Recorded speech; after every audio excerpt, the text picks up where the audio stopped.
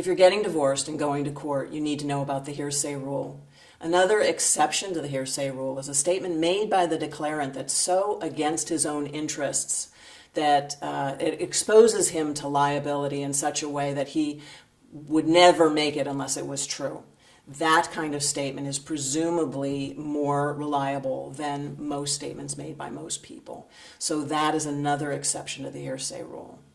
The most important thing to know about the hearsay rule, if you're sitting on the stand and trying to testify, is listen for an objection by the other side, because I will tell you that we all break the hearsay rule all the time. It's human nature to quote someone else. Daddy said, my uncle said, my neighbor said, my assistant said. We always, she said, he said. It's our most common expression.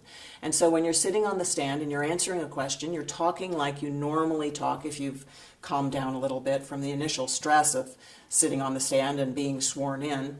And so you're likely to say things that without parsing your own language. And so you need to listen for objections. The minute the other side objects, close your mouth and wait for the judge to rule, because the judge will expect you to behave professionally and with courtesy.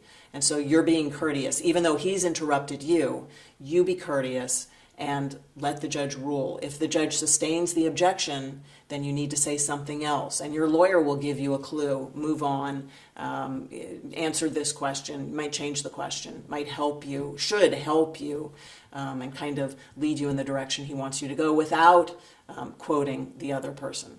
So just pay attention to objections and pay attention to how the judge rules on them, and you'll be fine. I'm Joran Jenkins. I'm a lawyer for families.